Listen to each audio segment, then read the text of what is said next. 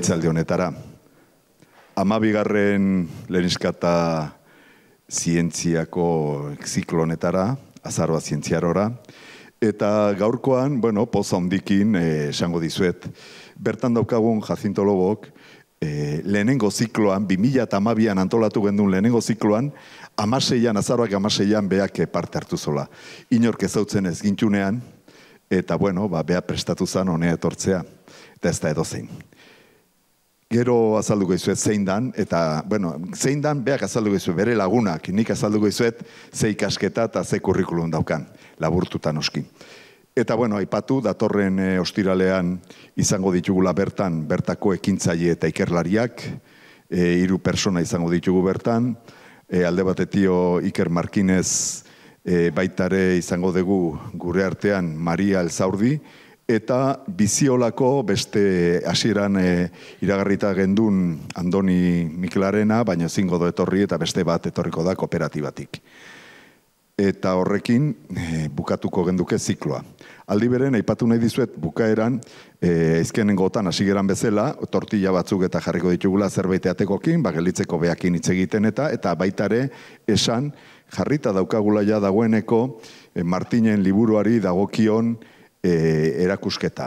19. mendeko argazkirizarrena Goierrikoak edo. Eta hasiko gera gaur dakarkigunearekin.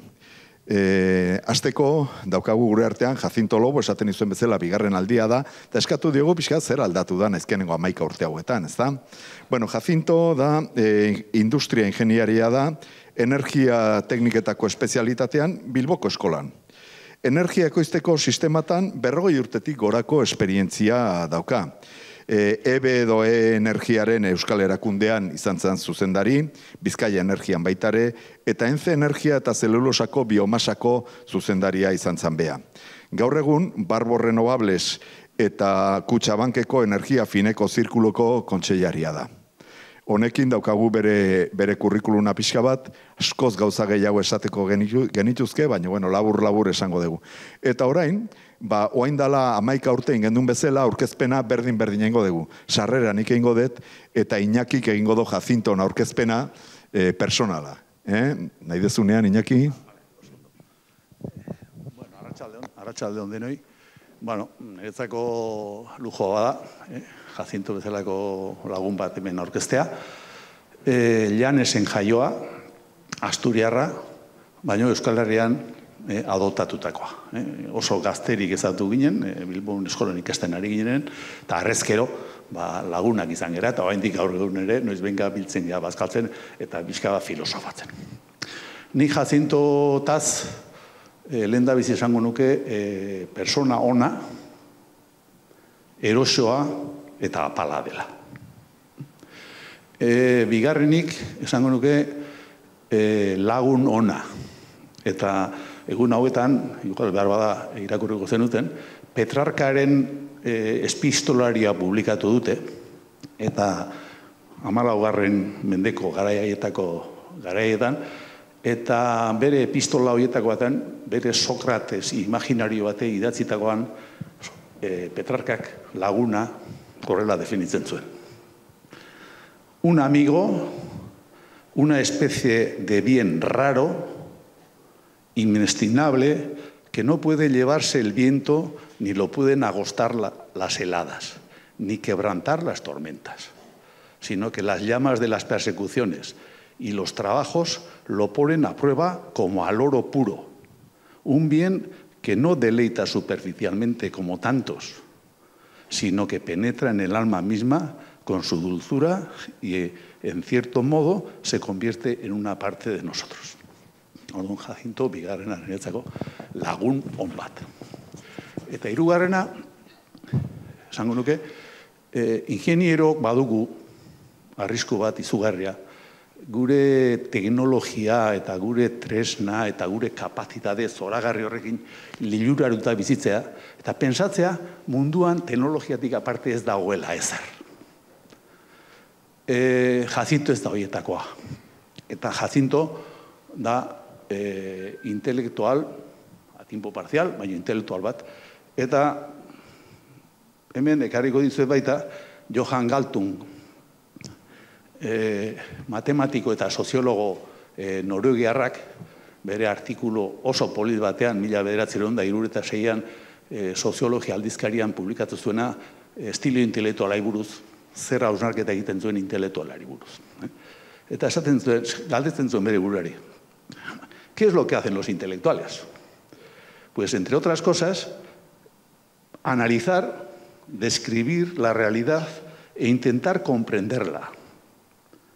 Explorar las bases de lo que uno hace y las limitaciones de la propia iniciativa intelectual, comparándola con otros, aunque todos sabemos que esto de buscar nuestras propias limitaciones es muy difícil en el género humano.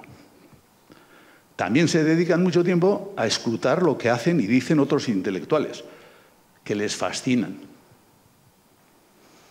Jacinto, yo ya sé, pues que ha leído y le han fascinado muchísimos intelectuales, y ahora mismo en la conversación que hemos tenido ya has citado a muchos de ellos.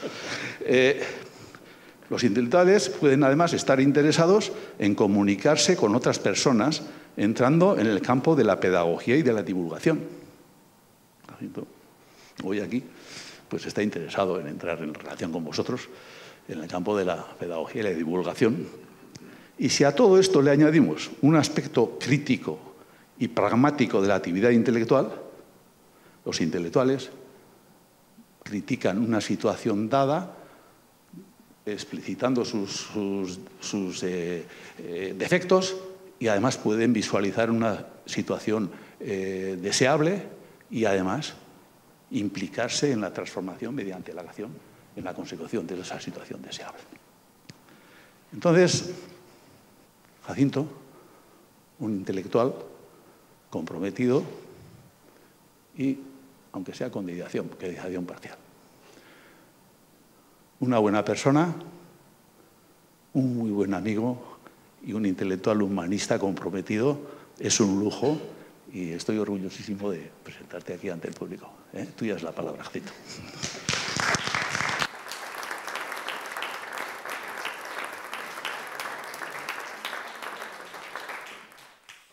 Bueno, buenas tardes. ¿Se oye? Sí. Muchísimas gracias a Legniscata y muchísimas gracias a Iñaki. Efectivamente, pues yo llegué a Bilbao en el 68, en octubre del 68, y fue una de las primeras personas que conocí.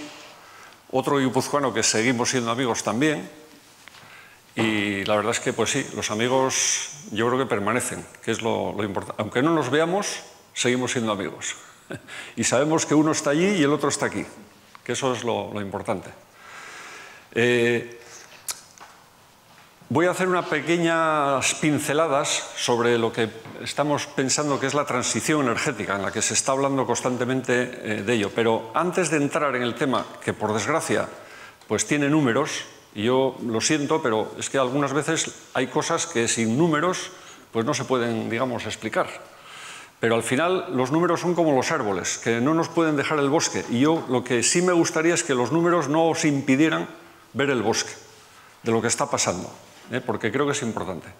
Pero antes, como preámbulo, y durante 2 minutos vamos a ver una cosa que a mí me impactó la primera vez que la vi, y una vez al año me gusta verla. En el año 1977, en agosto y en septiembre, salieron 2 naves del Cabo Cañaveral, de Estados Unidos, que siguen todavía navegando. Han salido ya del sistema solar, son las Voyager. Y uno de los directores del proyecto era Carl Sagan. Cuando ya una de ellas estaba a 6.000 millones de kilómetros de la Tierra, pidió y sugirió a la NASA que una de las antenas se volviese y sacase una foto de la Tierra. Y la sacó. Y entonces Carl Sagan, que ya murió, por desgracia, pues hizo unas reflexiones muy sencillas, muy breves, muy concisas, y durante 1 minuto y medio, me parece que es lo que dura el vídeo, pues lo vamos a escuchar. Está en inglés, pero con subtítulos en castellano, con lo cual pues lo vamos a poder entender.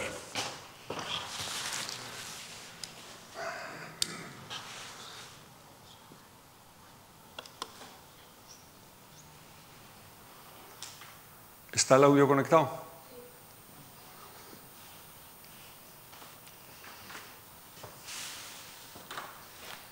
From this distant vantage point, the Earth might not seem of any particular interest.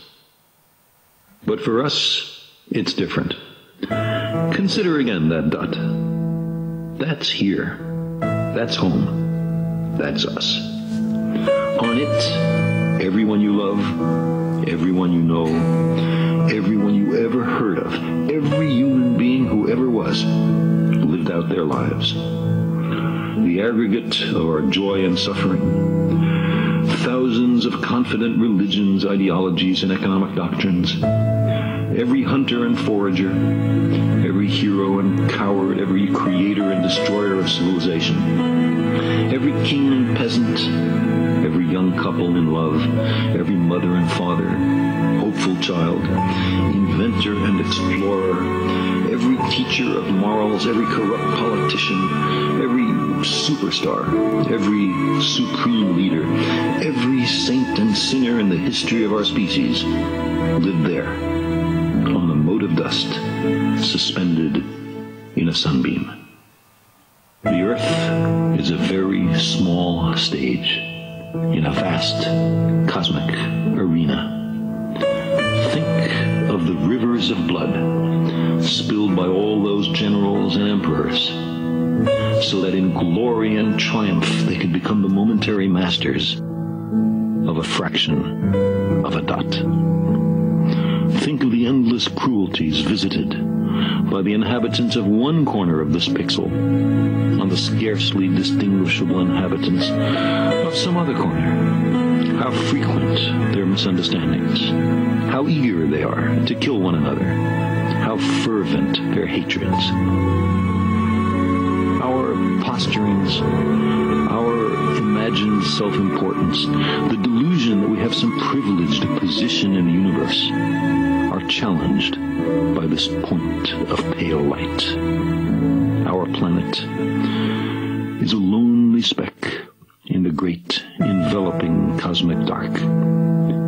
In our obscurity, in all this vastness, there is no hint that help will come from elsewhere to save us from ourselves. The Earth is the only world known so far to harbor life. There is nowhere else, at least in the near future, to which our species could migrate. Visit? Yes. Settle? Not yet. Like it or not, for the moment, the Earth is where we make our stand. It has been said that astronomy is a humbling and character-building experience. There is perhaps no better demonstration of the folly of human conceits than this distant image of our tiny world. To me, it underscores our responsibility to deal more kindly with one another and to preserve and cherish the pale blue dot.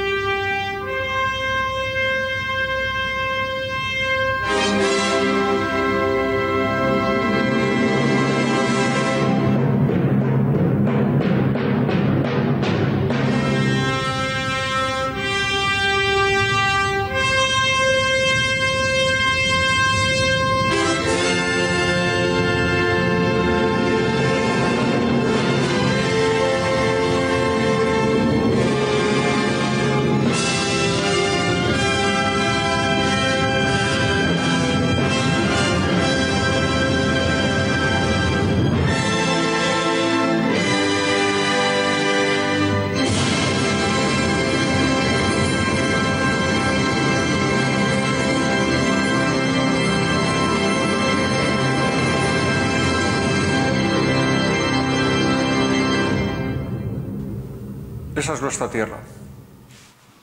Un puntito pálido y azul. Y queremos también pensar en el futuro. Esto es lo que decía una de las mentes pues, más preclaras que probablemente ha salido de la Tierra, Niels Bohr, Premio Nobel de Física del año 22. Hacer predicciones es muy difícil, especialmente si se trata del futuro. Asuntos humanos. Hace muchos años nació en América, que como siempre pues suele ser pionera en muchos aspectos, lo que se llamó el síndrome NIMBY. Cuando se montaban fábricas, cuando se hacían infraestructuras, carreteras, etcétera, pues siempre empezó a surgir una cuestión muy humana, que es que sí, yo quiero la fábrica, pero que no esté al lado de mi casa. Es no en el patio de mi casa. Posteriormente la cosa se ha exacerbado todavía más y ya hay ahora un síndrome que es el síndrome banana, que en inglés, traducido al castellano, pues significa más o menos no construir absolutamente nada en ningún lugar cerca de nada ni de nadie. O sea, queremos vivir bien, tener comodidades, pero que no nos moleste nadie. Otro asunto muy humano es la codicia. Esta tierra, que en este momento somos 8.000 millones de personas, aquí no sé si lo podéis ver, pero he puesto un poquito la evolución del número de personas a lo largo de los últimos 400 años. Éramos 500 en el año 1650, somos ahora 8.000 millones. Esta tierra da para vivir 8.000 millones de personas dignamente, pero lo que no da es para la codicia de algunas de ellas. Es así que no nos da. Y luego una última reflexión que ya viene de Platón, que es sobre la riqueza y sobre la pobreza. Platón venía a decir que la pobreza no es tanto que pierdas riqueza, sino que multiplicas tus deseos. O dicho de otra forma, el más rico es el que menos necesita. Y en esta transición energética mucho va de eso. O sea, el mundo sigue creciendo.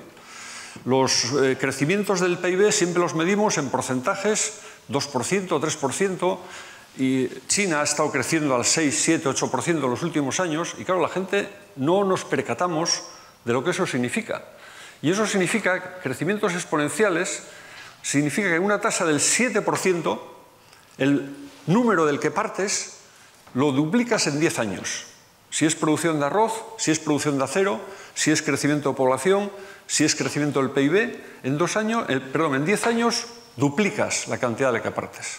Claro, estamos en un mundo muy pequeño. Hemos visto que es una motita. Muy grande, pero es muy pequeño, limitado, o sea, no es infinito. Y no podemos crecer con crecimientos del 3, 4, 5, 6, 7%. Entonces, probablemente parte de la solución del problema vendrá por la aceptación de que probablemente tenemos que, de alguna forma, decrecer, no consumir más, consumir menos. Es difícil, son ideas que pueden ser complicadas de... Entonces, ya para entrar en el grano, vamos a hablar de, lo que pasó históricamente. El hombre desde hace unos 600.000 años aproximadamente controla el fuego. Y el fuego fue la primera energía que el hombre utilizó, aparte de los alimentos que por metabolismo le están, proporcionando energía, pero para calentar, etcétera, 600.000 años. Entonces, básicamente hasta mediados del siglo XIX, el hombre solo utilizó la leña, la biomasa, fundamentalmente. Y en el siglo XVIII, final del XVIII y principios del XIX, sucedió que en Inglaterra, pues muchas cosas, unos herreros muy ilustrados desarrollaron unas máquinas para extraer carbón de las minas de carbón y otras máquinas para extraer el agua de las máquinas de carbón. Y ahí se produjo la revolución industrial, pero fue una revolución industrial y tecnológica, porque eran herreros no formados intelectualmente, o sea, no conocían las reglas, ni la física, ni las matemáticas, ni nada, pero eran gente muy habilidosa para descubrir y hacer cosas. Por ejemplo, uno de ellos, James Watt, de donde viene el vatio. James Watt, a final del siglo XVIII, vendía unas máquinas y no las vendía. Le decía al carbonero, al minero, dice, yo te doy esta máquina y con lo que vayas a ahorrar, la mitad para ti y la mitad para mí. Se hizo multimillonario. Y sus máquinas tenían un 5% de eficiencia. 5% de eficiencia. Hoy las máquinas térmicas que tenemos más eficientes en el mundo, por ejemplo, pues la central de ciclo combinado de Amorebieta, que está aquí cerca, en Amorebieta, tienen 56% de rendimientos. Watt, con 5%, Con el ahorro se hizo multimillonario, repartiendo el ahorro entre el propietario de la mina y él. Entonces, ahí comenzó esa gran revolución que se tradujo en el siglo XIX en una serie de inventos y de abstracciones, porque realmente son conceptos muy abstractos, como son la energía. La energía es uno de los conceptos más abstractos que existe.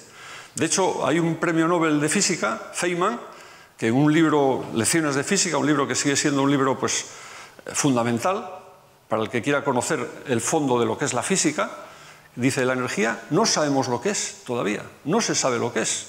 Lo que pasa es que con la energía pasa como con muchas cosas. Tú haces números y siempre encuentras que hay unas magnitudes que se conservan. Entonces, esa abstracción, que fue obra de Joule y de otros intelectuales del siglo XIX, pues trajo consigo la mejora de esas máquinas térmicas que en aquel momento fundamentalmente era Inglaterra las que estaba, digamos, desarrollándolas. Y ocurrió también otro hecho también importantísimo, que un señor, un chico que trabajaba en una imprenta en Londres y era un hombre tan afanoso que después de estar trabajando todo el día en la imprenta, por la noche se dedicaba a leer los libros que imprimía. Ese fue Faraday. Faraday era un hombre que no tenía tampoco una formación, pero era un hombre autodidacta. Llegó a ser presidente de la Real Sociedad Británica de la Ciencia y fue el inspirador de otro hombre que sí conocía las matemáticas, que era Maxwell, y Maxwell, cuando sacó sus ecuaciones con las cuales a los 2 años Edison montó la primera central eléctrica en Manhattan, decía el hombre con una humildad increíble, decía, yo solamente he puesto en lenguaje matemático lo que Faraday ha descubierto. Y Faraday escribió 6.000 escritos que se conservan en Londres y están además en la web, o sea que en este momento son accesibles para todo el mundo. Bueno, lo que vengo a decir es que en el siglo XIX se produjeron 2 inventos increíbles. Uno es el aprovechamiento térmico de las energías fósiles, el carbón inicialmente, y otro fue la electricidad. La electricidad fue una revolución que en este momento que estamos hablando de Internet o estamos hablando de inteligencia artificial, para mí la electricidad es probablemente el invento más importante que ha habido en esta humanidad.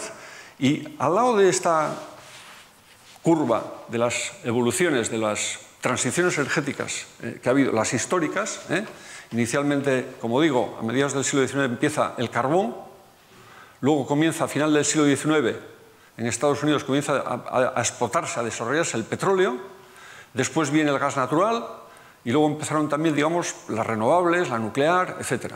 Con este pequeño porcentaje que no llega pues, al 12%. O sea que hoy, todavía en este momento, la ecuación es 78% energías fósiles y 12% renovables, ¿no? O no emisoras de CO2, para ser más correcto. Bueno, pues al lado he puesto este gráfico, que es del Banco Mundial, que evidentemente es una elaboración del Banco Mundial y del Fondo Monetario Internacional sobre la evolución del PIB del mundo. Y lo vemos desde el año 1 hasta el año 2000.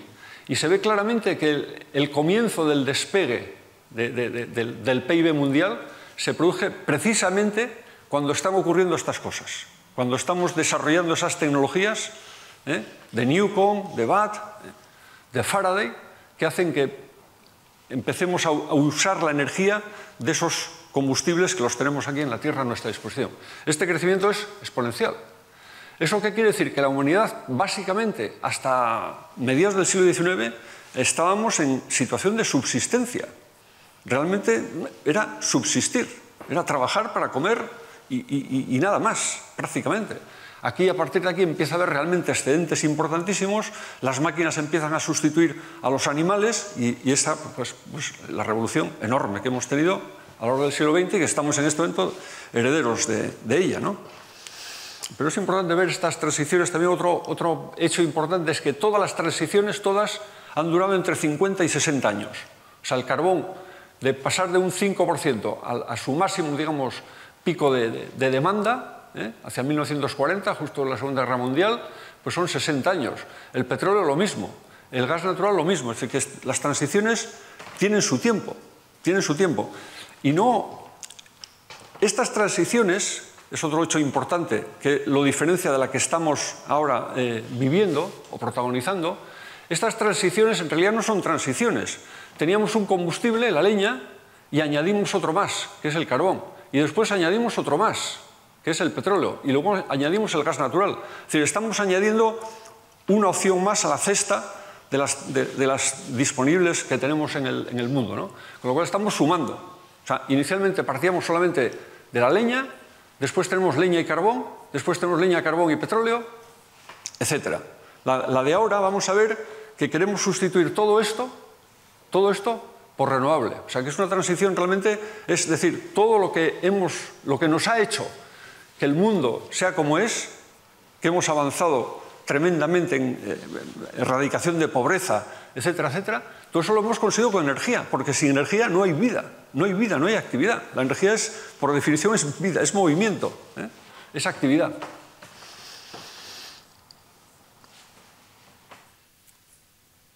Como también se habla muchísimo del efecto invernadero, del CO2, que nos está sobrevolando por encima, es importante también reconocer o recordar que gracias a la atmósfera que está rodeando a la Tierra, esa fina capa que tiene un espesor de aproximadamente unos 10-12 kilómetros, gracias a eso existe esta vida sobre la Tierra. Gracias a eso tenemos una temperatura media de unos 15 grados, porque si no hubiera atmósfera, aparte que la radiación solar nos mataría, evidentemente, las temperaturas serían de 28 grados bajo cero. O sea que el efecto invernadero hace posible que exista la vida en la Tierra. Pero en el siglo XIX, fíjate, en 1896, un químico sueco, Svante Arrhenius, ya identificó un posible problema si determinados componentes de la atmósfera aumentaban en una cantidad importante. Son los gases de efecto invernadero, y concretamente él se estaba refiriendo al CO2. El CO2 tiene una concentración en la atmósfera del 0,04%, 4 partes por millón. Eso aparentemente dices tú, es que es nada, pero el poder que tiene el CO2 de hacer que ciertas radiaciones reboten y vuelvan otra vez a la Tierra y produzcan calentamiento, esto ya lo identificó Svante Arrhenius en 1896, y eso es lo que nos está pasando en este momento. Hemos superado las 420, o sea, el 0,042%, y estamos emitiendo anualmente a razón de unas 52 gigatoneladas, o sea, 52.000 millones de toneladas de CO2, que además tienen un efecto acumulativo, porque la mayor parte de esos gases, el CO2, por ejemplo, de nuestra respiración o de la combustión de los vehículos, se acumula en la atmósfera y dura unos entre 100 y 200 años, con lo cual hasta dentro de 200 años lo que hayamos emitido hoy no va a desaparecer por degradación solar. Entonces tiene un efecto acumulativo importante. Las actuales políticas que nos hemos dado después de la cumbre de París del 2015, o sea, lo que en este momento los 150 países que acordaron en París hacer algo, nos llevarían a un crecimiento de la temperatura media a final de siglo de 2,8 grados centígrados sobre los primeros registros que tenemos de final del siglo XIX. Hacia 1890 empieza a haber registros de verdad de temperatura media terrestre, y en este momento pensamos que con los acuerdos de París de diciembre del 2015 alcanzaríamos 2,8 grados centígrados, que según los expertos puede ser, digamos, catastrófico para la vida, no para la Tierra, porque la Tierra sobrevivirá. El problema somos los que vivimos sobre la Tierra. La energía de todo ese conjunto de emisiones, la energía es responsable del 67%. Por eso la energía tiene un peso tan importante y por eso se está dedicando tanto a la transición energética. Pero la energía, siendo importante, no es únicamente la contribuidora al cambio climático, antropogénico. Pero claro, el dilema es enorme, porque la energía es responsable del 67% de esas emisiones, pero la energía, como decíamos antes, es la base de la actividad económica, es la base de la vida. Sin energía no hay vida. Por lo tanto, la energía la necesitamos, sí o sí, pero tenemos que ser comedidos. Ese es el dilema tan terrible en el que nos encontramos. Estos son los grandes emisores, los países grandes emisores, que suponen, tengo aquí apuntado, de población, pues suponen unos 3.000 millones de habitantes, entre China, India, Estados Unidos, la Unión Europea y Rusia. Eso es el 42% de la población del mundo, está emitiendo el 59% de todas las emisiones.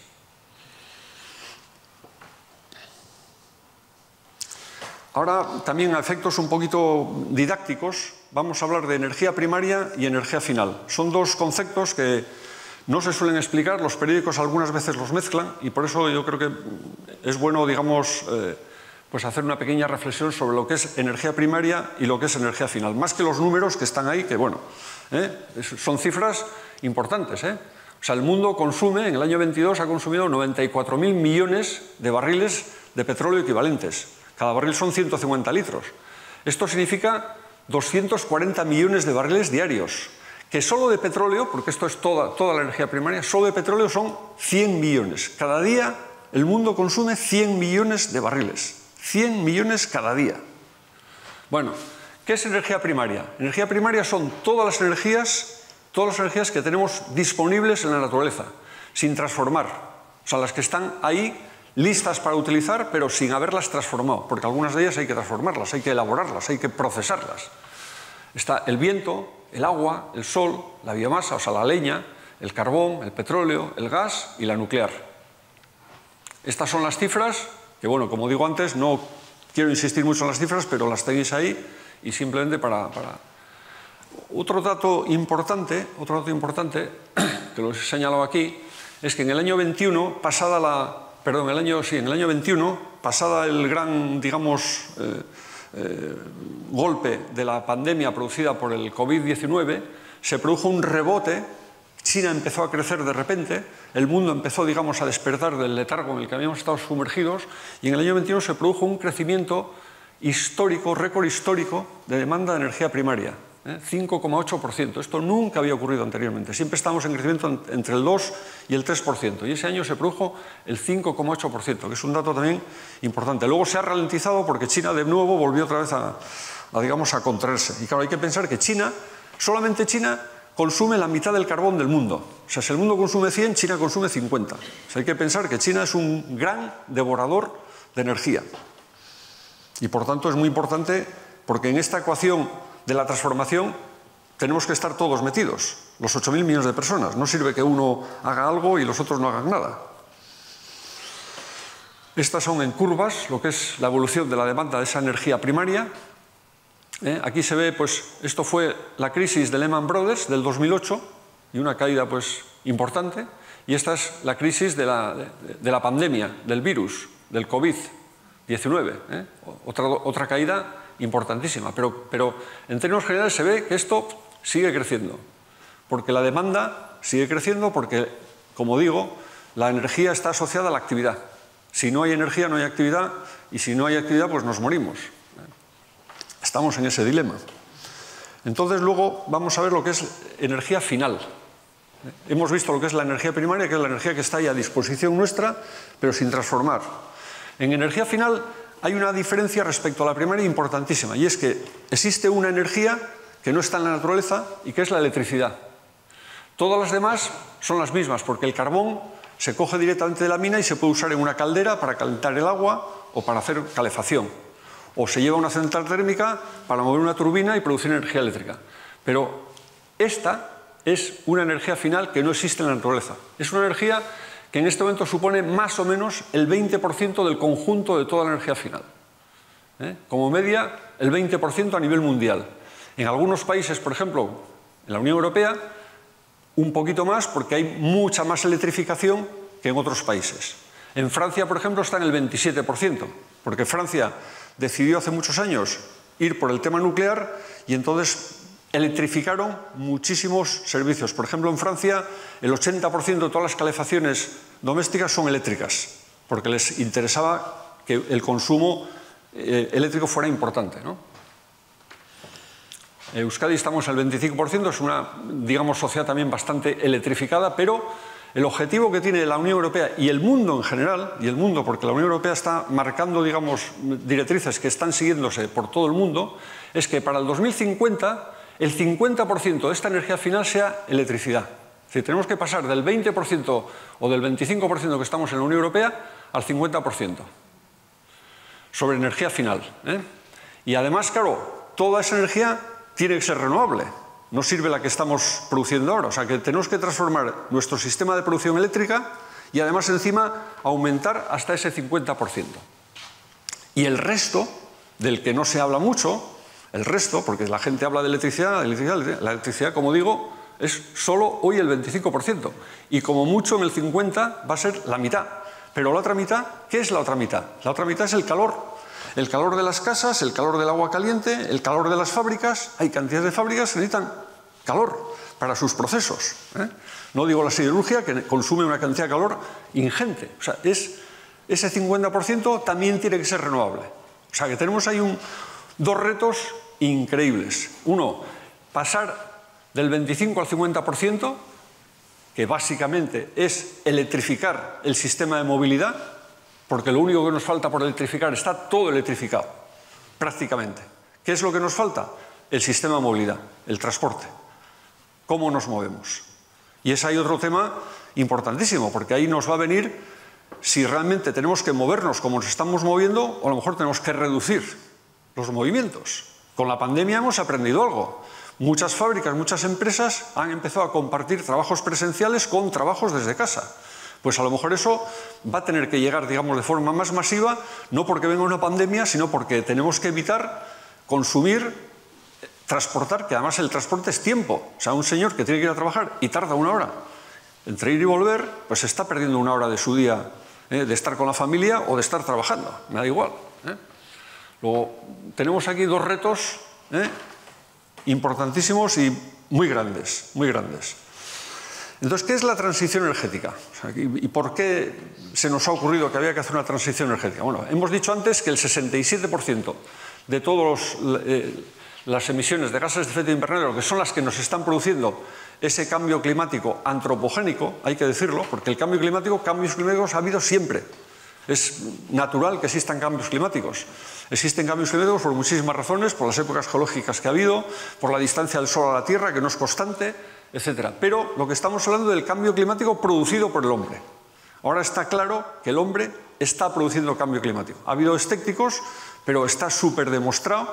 Por ejemplo, hay determinados isótopos del carbono que solamente se producen en el CO2 de la atmósfera, que solamente se producen por la combustión de combustibles fósiles. Y esos isótopos han crecido en los últimos años de manera exponencial. Luego es una prueba irrefutable de que ese CO2 ha sido producido por la combustión de los combustibles fósiles, por la quema del carbón, por la quema del gasóleo, de la gasolina en los coches, etc.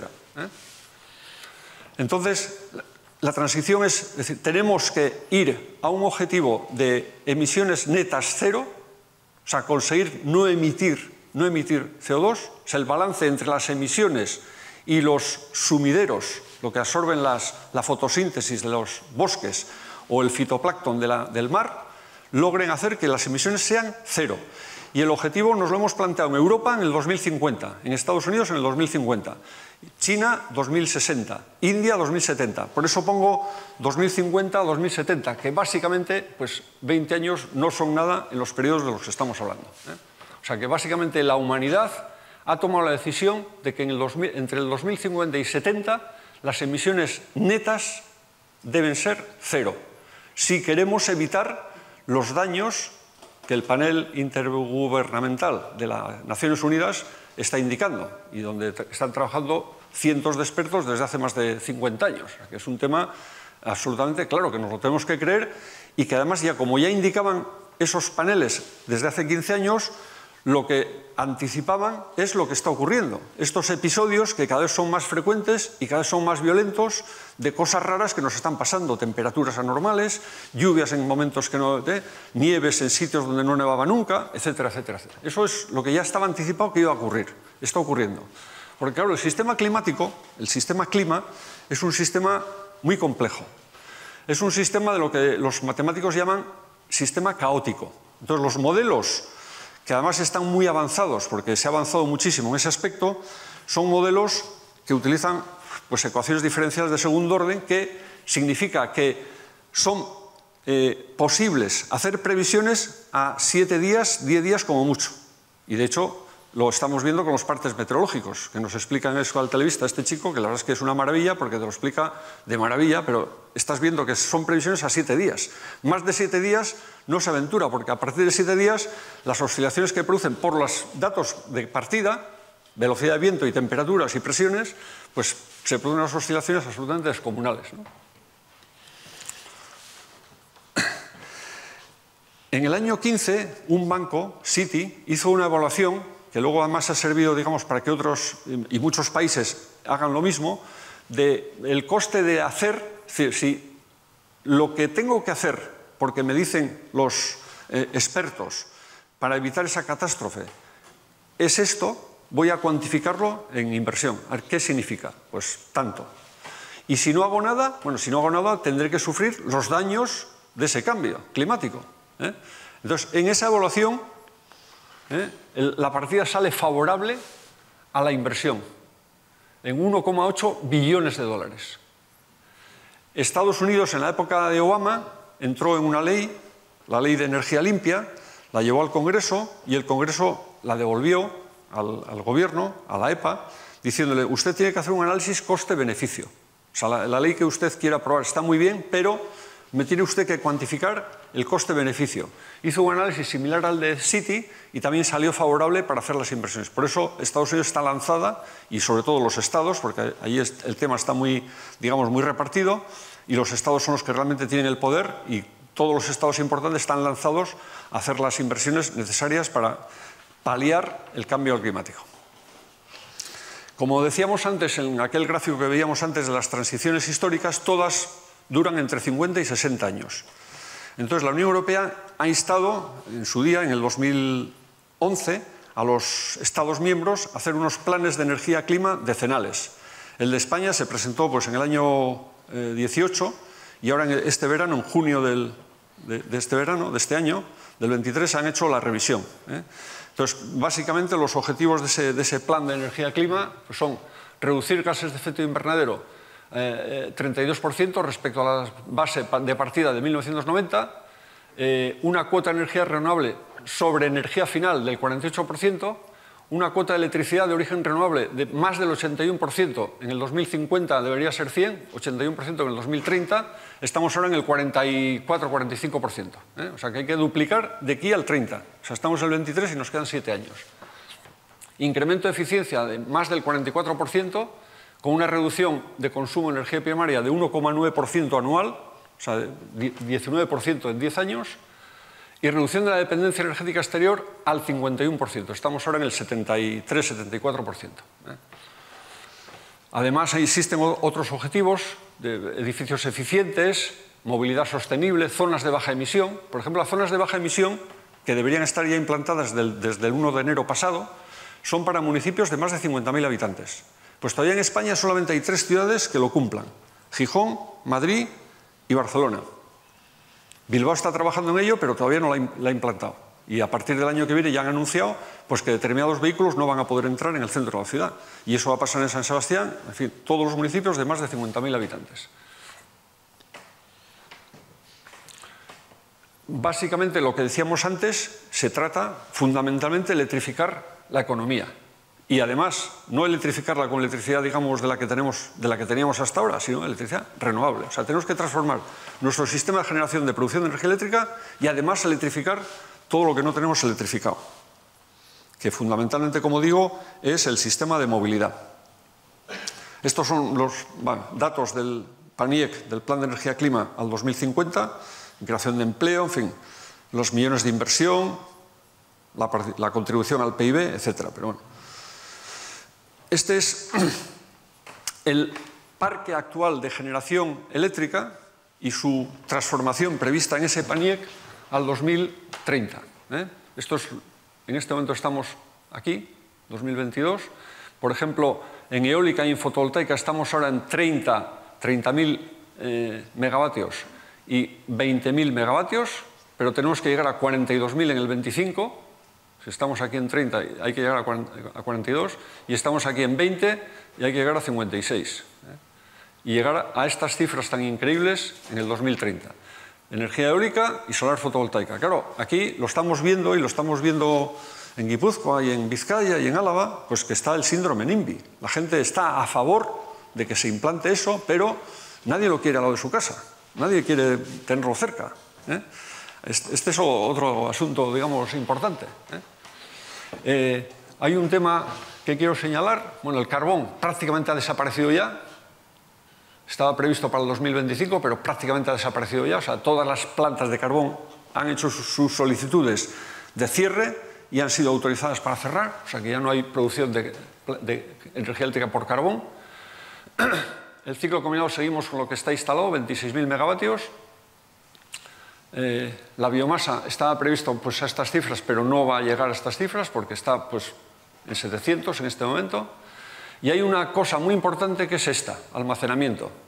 ¿Por qué es importante? Porque toda la energía eléctrica, desde que Edison, que comentábamos antes, montó su primera central eléctrica en Manhattan, en 1882 aproximadamente, me parece que fue, toda la energía eléctrica siempre se ha producido con máquinas que dan vueltas.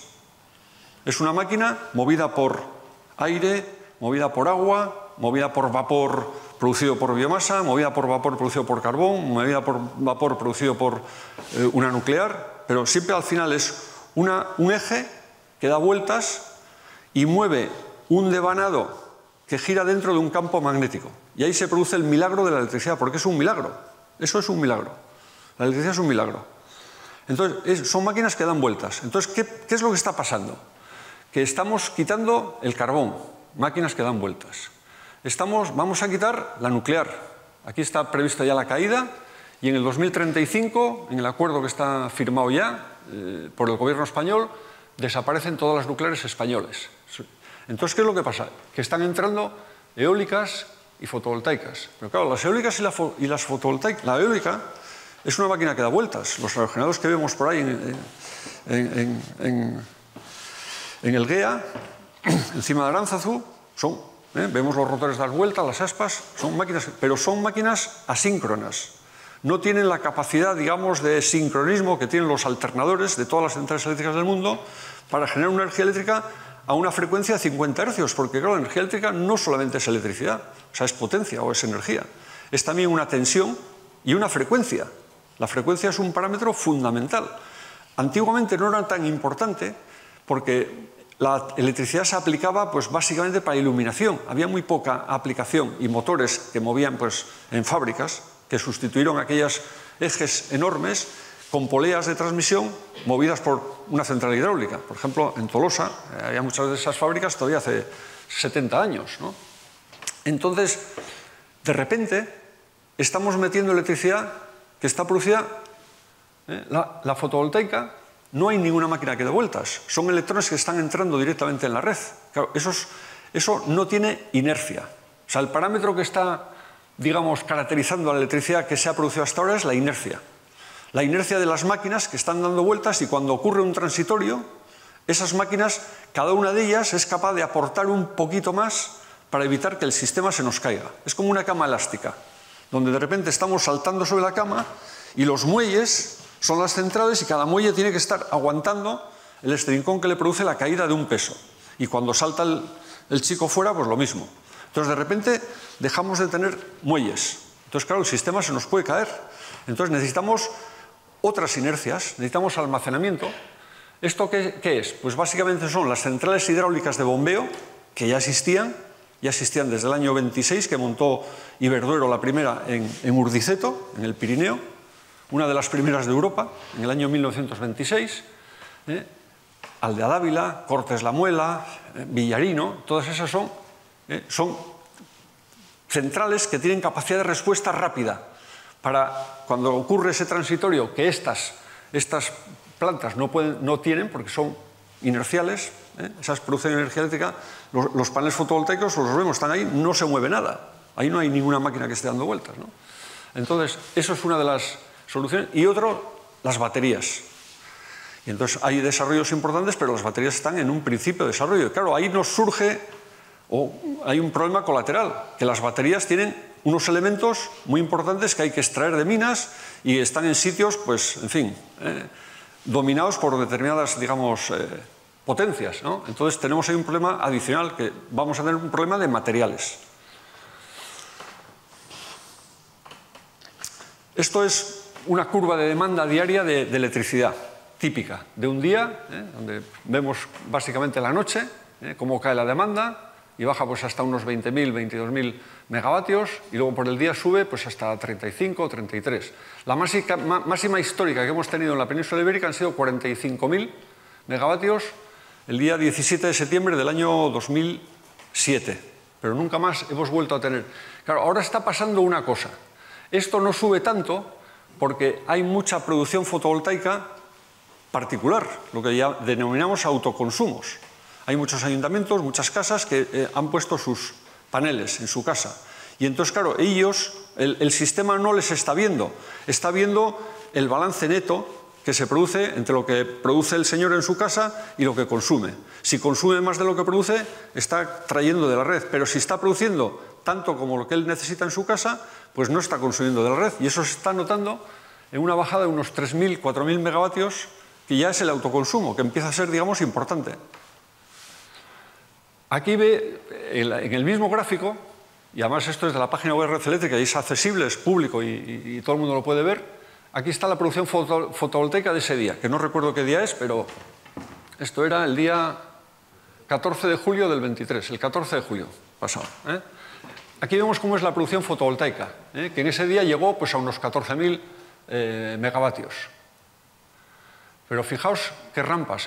Esta rampa, que empieza pues, como a las 8 de la mañana, pues coincide bastante con esta rampa. Luego, por este lado, bastante bien. Estas rampas son de 40, 50 megavatios por minuto. O sea, aquí hay máquinas que tienen que estar subiendo carga para ir atendiendo, digamos, esta demanda que es creciente, porque el día empieza a despertarnos y las fábricas empiezan a funcionar y todo empieza, digamos, a consumir. Pero fijaos por la noche qué es lo que pasa, que esto a las 9 de la noche, 0, y esta rampa es también de 50, 60, 70 megavatios por minuto, y se produce por aquí, más o menos por aquí, o sea, cuando todavía la demanda es importante. Luego, ¿qué quiere decir? Que esta es una energía muy buena para las horas de mediodía, pero en cuanto baja, tienes que sustituirla por otra energía para seguir, digamos, atendiendo esta demanda que sigue siendo importante. Que además, esta demanda en invierno, la punta se produce por la noche, no por el mediodía. En verano se produce a mediodía, pero en invierno esta se produce hacia las 9 de la noche, porque los hábitos de consumo son los que son. Entonces, ahí tenemos dos problemas. Que esta energía es muy buena, muy sencilla, de costes marginales prácticamente cero, pues se está produciendo en horas importantes del día, pero cuando baja, inexorablemente la pierdes. Y además no la puedes controlar. Entonces, de forma muy resumida, aunque puede ser demasiado densa, indico aquí los aprietos en los que se ve el sistema eléctrico por esta transformación de los sistemas de generación. Es decir, hemos pasado de máquinas grandes dando vueltas, que tenían inercia, a unas máquinas que no dan vueltas. La fotovoltaica no da vueltas y la eólica, como digo, es asíncrona. No puede mantener frecuencia, que es importantísimo en el sistema por el consumo, porque muchísimas fábricas, bueno, todas las fábricas prácticamente, tienen los sistemas con microprocesadores.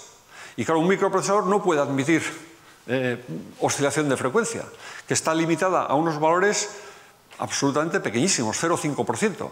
De hecho, cuando, por ejemplo, como anécdota, cuando se unieron las dos Alemanias, la República Federal con la República Democrática, los dos trabajaban a 50 hercios, lo mismo que nosotros, pero no se pudieron conectar eléctricamente los sistemas porque las oscilaciones que se permitían en la República Democrática eran tan altas que tiraban el sistema occidental.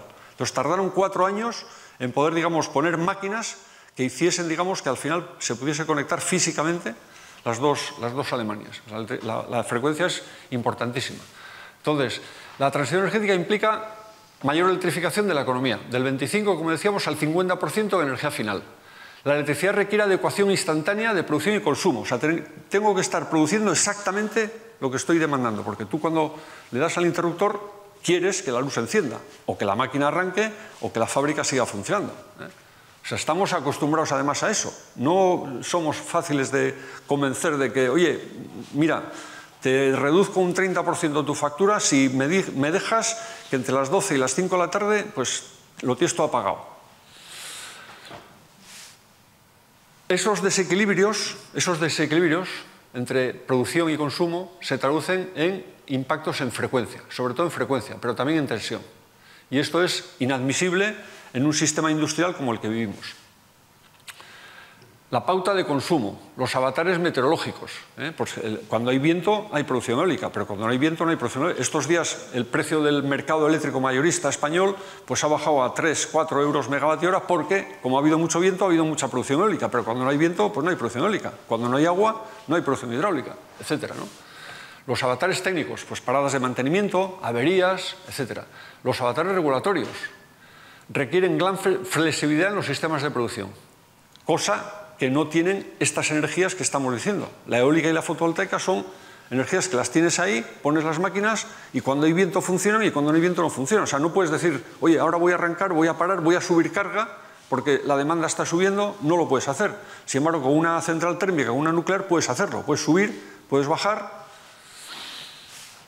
Hasta muy recientemente, esa flexibilidad la proporcionaban el carbón y el gas fundamentalmente, también la nuclear, y en menor medida la hidráulica y la biomasa. Es decir, eran máquinas con inercia, lo que decíamos, máquinas que dan vueltas y mueven un alternador, inercia. Otra cosa que ha ocurrido en los últimos años, que veníamos pidiendo desde hace muchos años, decíamos quien contamine que pague, y en aquel momento no sucedía, o sea, el que contaminaba lo pagábamos entre todos, había una socialización de los costes medioambientales. Pues en este momento ya Europa, que es pionera en este tema, creó un mercado de derechos de emisión por el cual si tú emites CO2, tienes que pagar. Claro, eso es un coste que has internalizado. Ahora ya no lo pagamos entre todos, lo paga el que lo produce. Al final, claro, lo paga el consumidor, evidentemente, porque, como siempre, ¿no? Pero el que produce tiene que competir con otros productores que a lo mejor tienen energías más limpias y ahí es donde empieza, digamos, la batalla y por eso las renovables han penetrado ahora tan profundamente, porque ya sin ayudas compiten contra el carbón o contra el gas. Y finalmente, en el 2050, con el objetivo de emisiones netas cero, Europa tampoco va a poder usar gas. Por tanto, en el 2050 ya ni habrá gas, ni habrá carbón, ni habrá nuclear. En España, en Francia sí. Entonces, ahí tenemos otro problema adicional. Que hasta el 2050 tenemos una pareja muy importante que es el gas y el agua, decisiva en la operación de los sistemas. ¿Por qué? Porque el gas y el agua, con esas centrales de bombeo, esas centrales reversibles que pueden funcionar como turbina o como bomba para almacenar, cuando la energía sobra, la puedes bombear al embalse de arriba y luego turbinarla cuando la necesitas, pues van a ser decisivos en la operación de los sistemas. Ahí también hay un tema pues, que debería debatirse, no se debate, está aprobado, pero no se está hablando, que es la extensión de vida de las nucleares. En España tenemos 6.500 megavatios hoy todavía de centrales nucleares que están funcionando perfectamente y España ha decidido que en el 2035 desaparecen todas, a partir del 2028, que sería la primera, Almaraz 1. Pues el debate debería ser, ¿deberíamos extender su vida a otros 15-20 años para favorecer esta transición o las cerramos?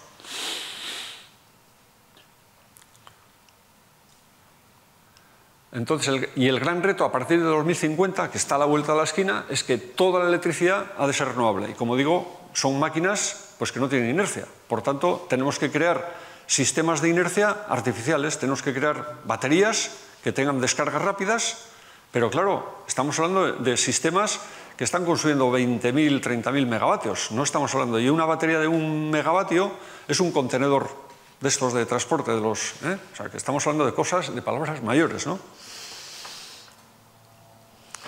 El gas, pues el gas que lo hemos estado viviendo estos 2 últimos años y antes de la guerra de Ucrania, porque mucha gente ha pensado que la guerra de Ucrania es la que... Antes de la guerra de Ucrania ya teníamos un problema con el gas importante. ¿Por qué? Porque el gas, aquí lo digo, prácticamente entre Rusia y Oriente Medio tienen el 60% de las reservas de gas mundiales. En el 2015 los acuerdos de París hicieron que muchísimas empresas redujeran sus inversiones en el upstream, lo que llaman las compañías de petróleo y gas, el upstream, que es en exploración y producción. Ahora, eso se produjo, aquí se ve, se produjo en el 2015 una bajada del 30% en esas inversiones, entonces de repente en el 21 pasa la pandemia y empezamos a consumir, sobre todo China. Y claro, ¿qué es lo que pasa? Aumenta la demanda de repente y la producción había incluso bajado, eso se traduce en un impacto en el precio. Y claro, por eso hemos llegado a precios del gas. El gas había estado en los últimos 12 años a entre 15 y 18 euros megavatio hora. Y de repente se nos puso pues, a 120, 130, 150. Ahora está en 45, 46. O sea, ahora nos parece que está barato, pero está 3 veces más de lo que estaba en el 2020. ¿Qué quiero decir con ello? Que para mí, y esto sí que es una impresión mía personal, el precio de la energía tiene una parte estructural que se nos ha quedado de precio alto. Lo cual es malo por una parte y por otra es bueno, porque, por desgracia, los humanos, hasta que no nos dan la señal del precio, no somos capaces de ahorrar. Cuando baja el precio del barril de petróleo, el mundo despilfarra. Cuando sube el precio del barril de petróleo, el mundo ahorra. O sea, por desgracia es la única señal que entendemos los humanos. Cuando sube el precio, cuando nos preguntan, ¿cuánto paga usted por el agua? ¿Cuánto paga usted por la luz? ¿Cuánto paga usted? La gente no sabe. No sabemos cuánto estamos pagando por el agua. El otro día Bilbao ha aumentado un 8% las tarifas de agua y está a un 60% todavía de los costes. Que hay una directiva de la Unión Europea que obliga a que los precios del agua recojan exactamente los costes, como mínimo. A partir de ahí sería ganancia, pero como mínimo los costes. Pues todavía Bilbao está al 60% de estar recogiendo el dinero que cuesta producir esa agua. Porque producir esa agua es producirla, transportarla, depurar el agua residual. Así que algunas veces nos hacemos trampas en solitario. Yo no soy partidario de que los precios suban, pero algunas veces es necesario que haya una señal de precio adecuada para que seamos capaces de ahorrar, ¿no? Así que yo pienso que gran parte de la subida que ha habido de la energía en estos 3 últimos años es estructural. Hay una parte que ha sido coyuntural y la guerra lo acentuó, pero pasado eso hay una parte que, y de hecho en el gas se ve claramente. Ahora he estado mirando esta mañana los futuros de gas en Rotterdam y están a 47 euros y estábamos a 18 hace 3 años, ¿eh? Y esto va a ser así por lo menos hasta que la transición se consolide. Cuando la transición se consolide, con energías limpias y con esos almacenamientos operativos y económicamente viables, pues bueno, puede el tema, digamos, reducirse un poquito. Esta es la evolución de los precios del gas, simplemente para que veáis un poquito cómo ha sido, ¿eh? Hemos llegado pues, a picos de 150 y 200 euros megavatio hora, ahora estamos en 47, ¿eh? Estamos por aquí. Pero fijaros que hemos estado por aquí durante muchos años, viviendo muy cómodamente. Claro, y así algunos países se metieron de lleno en la boca del lobo. O sea, Rusia estaba muy cerca, el señor Schroeder, pues, oye, dio muchos permisos para hacer muchos gasoductos, se hicieron los gasoductos, salió de la Cancillería y a los 3 meses era consejero de Gazprom. Claro, esas cosas suceden en Alemania también, no solamente aquí. ¿Cómo afecta o cómo nos afecta a nosotros la transición? Bueno, pues esto, como digo, es un asunto de todos. No es un asunto de política de un gobierno, ni de la Unión Europea, es un asunto de todos. O sea, todos somos parte y arte del asunto. Una cosa positiva, y yo soy optimista respecto a esto, es que nunca antes hemos tenido ni los conocimientos, ni las sensibilidades, ni las herramientas para abordar el tremendo reto de la transición. En este momento disponemos de todo. Disponemos de tecnología, disponemos de conocimiento y somos sensibles. O sea, en este momento un chico de 15 años le preguntas si es sensible a estos asuntos. Y hace 30 años esto era desconocido, solamente para algunos locos, ¿no? La Tierra no está en peligro. Como digo, si ocurre la catástrofe que está previsto que pueda suceder, la Tierra seguirá ahí.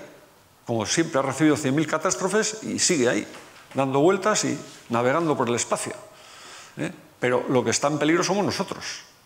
Y sobre todo es un peligro que está zonificado. Hay zonas mucho más vulnerables donde el problema llega mucho antes de lo que va a llegar a otros países, ¿eh? Por ejemplo, la cuenca mediterránea. Y ya lo estamos viendo. Lo que hemos visto estos 2 últimos veranos es claramente una señal de lo que estaba anticipado que podía pasar. Otro tema es importante, que los precios empiezan a reflejar los costes, como decíamos antes, respondiendo a aquella pregunta, aquel lema que se utilizaba hace 30, 40 años, de quien contamine, que pague. Todos debemos interiorizar el reto y contribuir cada uno con esfuerzo personal, ayudando a que nadie se quede atrás. Pero consumiendo pues menos. Es la hora del ahorro y de la eficiencia. Es la hora de la ingeniería, del ingenio aplicado a la solución del asunto. Y hay muchísima gente trabajando, en muchísimas empresas y muchísimos avances. Pero que evidentemente pues hay que acelerar. Hay, como resumen, 3 grandes cuestiones, y sobre todo la última, que para mí es la más, y para la que no tengo respuesta, evidentemente, ¿no? ¿Estamos ante una más de las transiciones que ha vivido la humanidad? Pues yo creo que esta es más retadora que todas, porque como decíamos antes lo que hemos hecho es añadir un combustible más a la cesta que teníamos. Inicialmente teníamos solo leña, luego tuvimos leña y carbón, luego añadimos el petróleo, luego añadimos el gas natural, luego vino la nuclear, o sea, ya teníamos muchísimas cosas donde elegir. Ahora tenemos que decir todas estas fuera y todo tiene que ser renovable. El tema es gordo, pero existen técnicas y existen empresas y existen potencial de desarrollo. ¿Se resuelve el problema del cambio climático antropogénico con los objetivos de emisiones netas cero que hemos previsto para, como digo, 2050-2070, dependiendo de los países?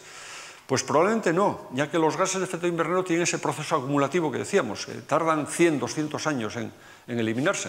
Y al ritmo que vamos, pues se maneja un concepto que se llama el budget, o sea, el presupuesto, o sea, lo que me queda por emitir, y por ejemplo hay analistas que ya indican claramente que si las compañías de gas y petróleo usan todos los recursos que tienen, digamos, probados como viables, pues la catástrofe sería total.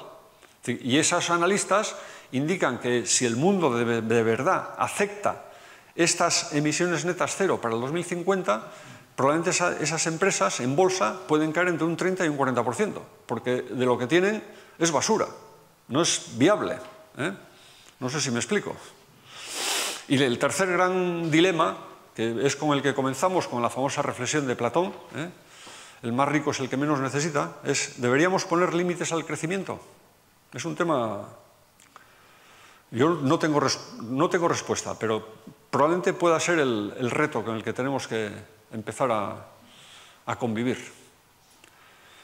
Y nada más. Luego, pues, aquí hay algunas páginas web interesantes para el que sea curioso, pues, en fin, y hay muchísima información en el mundo, pues, sobre estos temas, porque también otra suerte que tenemos ahora es que ahora tenemos mucha información a disposición de cualquiera, que antiguamente, pues, buscar información era un tema complicado. Nada más. Por supuesto, si hubiera preguntas o dudas...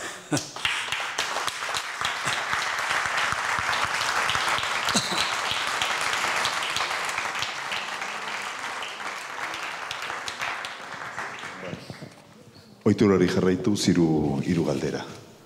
Bai, eta gero dakizuen bezala hor jarriko ditugu tortillatxo batzuk eta berarekin hitz egiteko aukera.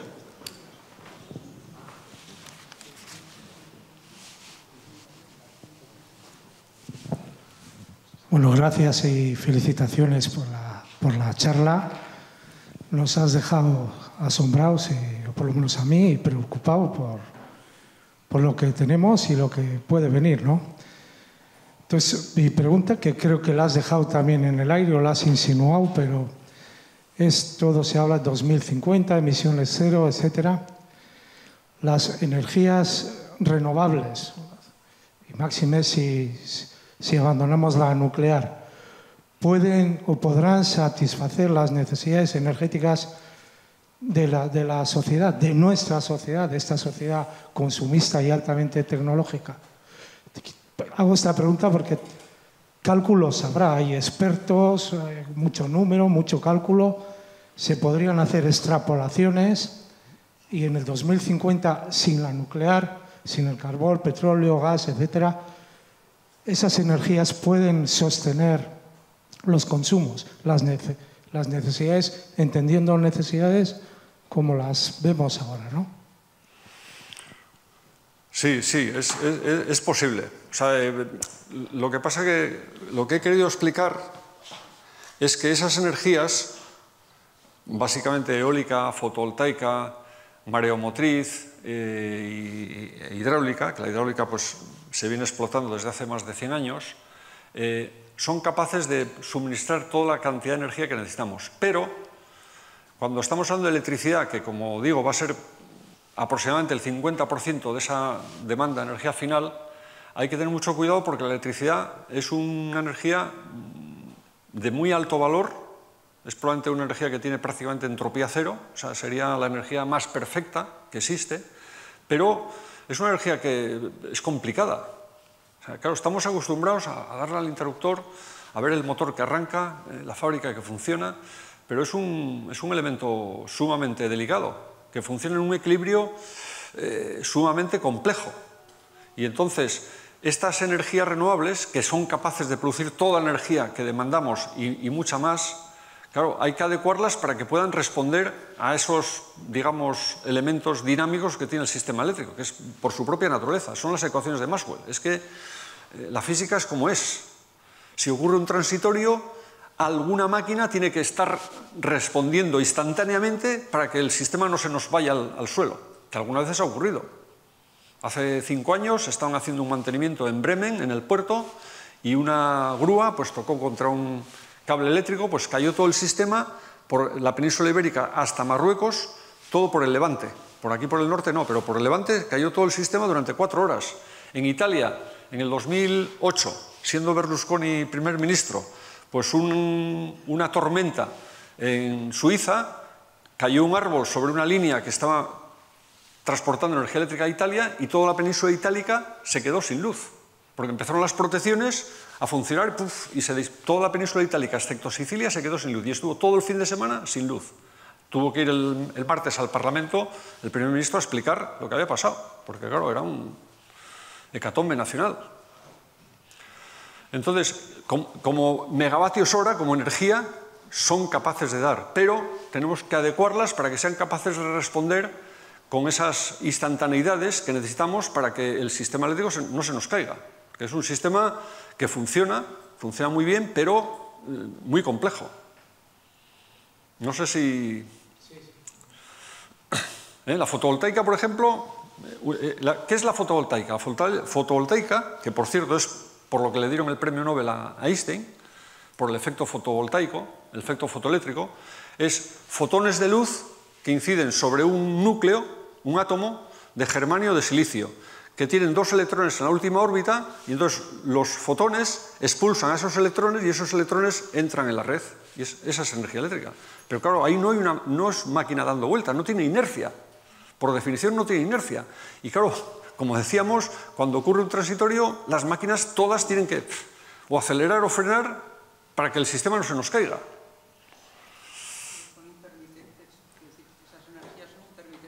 Y son intermitentes porque funcionan cuando tenemos agua, cuando tenemos luz, cuando tenemos... O sea...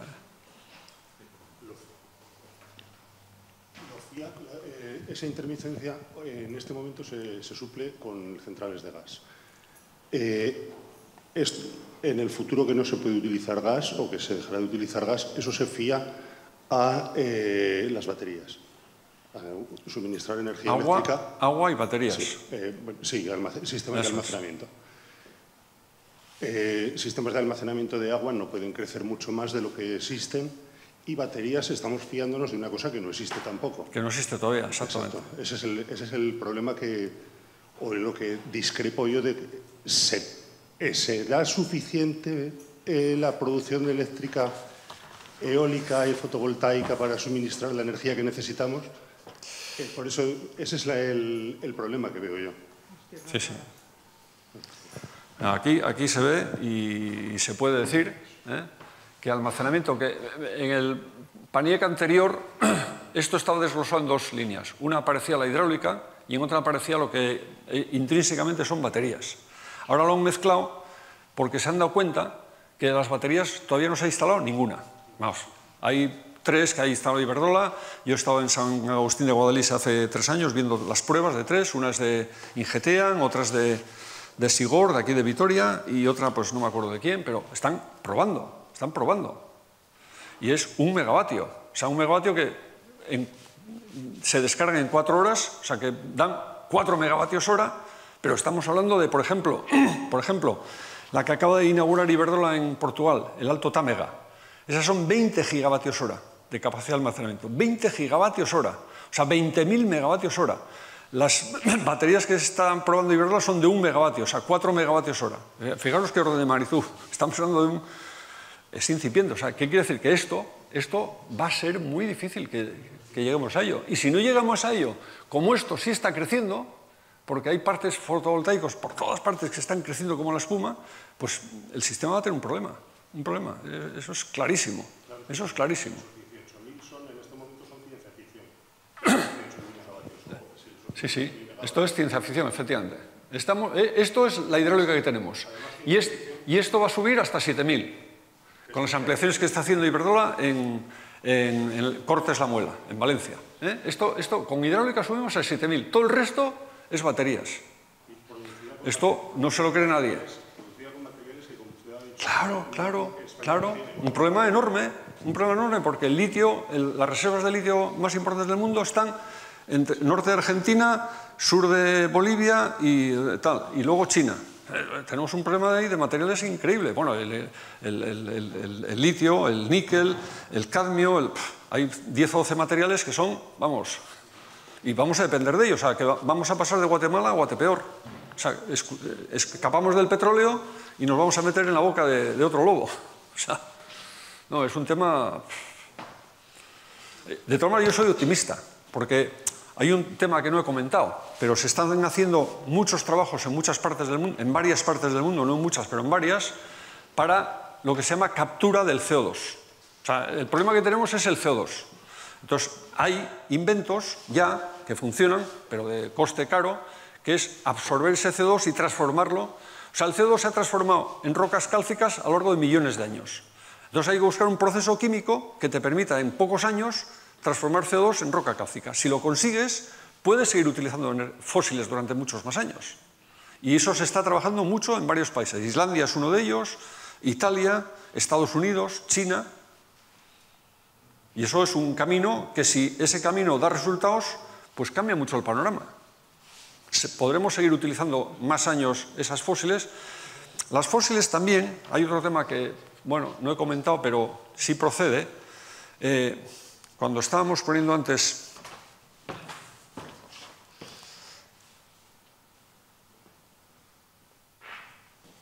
estas curvas de las transiciones, el petróleo, hay dos tipos de petróleos. El petróleo convencional, el que, entre comillas, todo el mundo piensa que es pinchar y sale petróleo.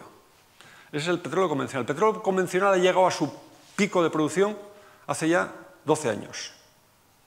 Eso fueron unas, digamos, investigaciones que en el año 56 hizo un geólogo americano, y ahora existe una asociación mundial que se llama el peak oil, el pico del petróleo. Y ha habido mucha controversia porque las compañías de oil and gas siempre dicen que no, siempre dicen que tienen reservas para 200 años. Y cada año incluso las pueden aumentar. Pero ese es el peligro de confundir el petróleo convencional, que, como digo, ya está demostrado que ha llegado a su pico de producción en el 2000, hace 10 años aproximadamente, porque claro, el pico es como cuando subes al Gorbea. O sea, subes al Gorbea, si cierras los ojos y sigues caminando, empiezas a bajar la otra pendiente y no te das cuenta que estás bajando, porque es una montaña un poquito, digamos, plana, ¿no? Con el consumo de petróleo pasa lo mismo. O sea, tardas años en darte cuenta que ya estás bajando la producción. Entonces, ¿qué es lo que ha venido a sustituirlo? Los petróleos no convencionales, las bituminosas, el tight oil, todas estas, el fracking para el gas, que muchísimos municipios vascos, bueno, el gobierno vasco y el gobierno español han decidido no explotar el de fracturación hidráulica. Claro, eso requiere meter presiones hidráulicas de muchos bares con productos químicos, y luego, pues claro, eso, el gas te sale y el agua te sale por cualquier sitio. Claro, eso lo puedes hacer en sitios donde la densidad de población es muy baja. Por ejemplo, en Estados Unidos, en la zona del Medio Oeste, pues sí, porque ahí pues hay una granja cada 200 kilómetros y entonces pues ahí puedes hacer. Pero claro, en Europa pues eso no es más difícil. Entonces, en este momento, el problema del petróleo va a ser que si la demanda siguiera creciendo al ritmo que ha estado creciendo hasta ahora, pues probablemente no va a haber suficiente producción. Y eso se va a traducir en precios, como siempre. O sea, si la demanda es mayor que la producción, el precio sube. Eskerrik asko, Jacinto. A partir de ahora las preguntas te las hacemos, si no te importa, directamente. A mí me queda un tema que es el hidrógeno, ¿qué pasa con él? Pero luego te lo pregunto. No, digo, para luego poder ir ya a comer un poco de tortilla y hablar tranquilamente, ¿de acuerdo? Si no, nos van a echar de aquí. Si no nos echan. Bueno, pues muchísimas gracias. Ha sido un placer escucharte. Gracias.